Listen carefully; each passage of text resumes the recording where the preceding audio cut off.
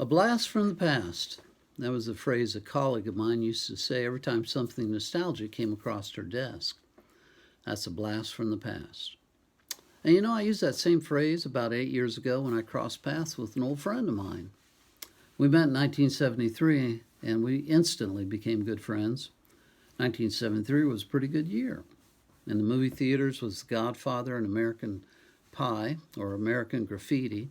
American Pie was the song on the radio by Don McLean. 1973, yes, that's when I met my good friend. And that was about 40 plus years ago, so both my friend and I are showing some wear and tear. I have gray hair now and some arthritis in my fingers, but my old friend here, oh my gosh, he's lost his spine and he's being held together by some kind of electrical tape. On the front cover, well, there's only half of his face left. Inside, on these pages that have been read over and over, there are coffee stains and red marks and ripped pages and lots of fingerprints. Yes, my friend and I, we have spent some time together, no doubt about that.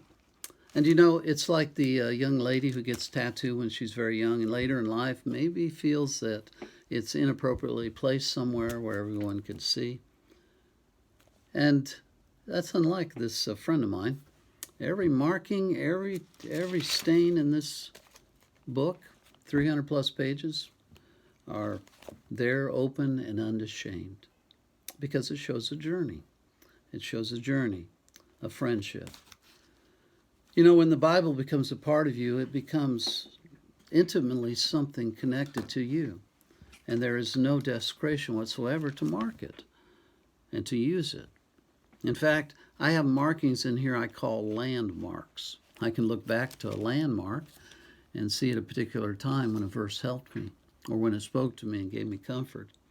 For example, in Matthew 11, chapter 11, verse 28 and 29, we read, "Come to me, all you who labor and are heavy laden, and I will give you rest.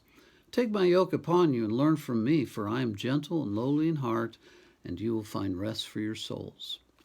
Here's another one in Psalm 46, 1 and 2. "God is our refuge and strength, a very present help in trouble. Therefore we will not fear, even though the earth be removed and the mountains be carried into the midst of the sea." That's pretty comforting, isn't it, in a time of trouble? Yes, no doubt this Bible belongs to me, and I belong to it. And when I read it regularly, it becomes a great source of strength for me. When I'm frustrated or confused or I need some help, I turn to my friend, and I can find help inside the pages of this friend. You ought to get to know your Bible too. Make it an intimate part of you. Make it your friend. It can be a source of wisdom, of understanding, and these words can bring peace to your heart. Well, there's one more thing I want to say. I don't regret this old friend of mine because there's a secret that a lot of people already know. But my friend says something about himself right in the pages of the Gospel of John, chapter 1, verse 1. It simply reads like this: "In the beginning was the Word, and the Word was with God, and the Word was God." The Word was God. There it is, my friends. None other than Jesus himself is the friend that I met in 1973. And he's been faithful to me all these years. He's been a close friend that I can depend upon and go to in times of trouble and even times of goodness, of happiness and joy.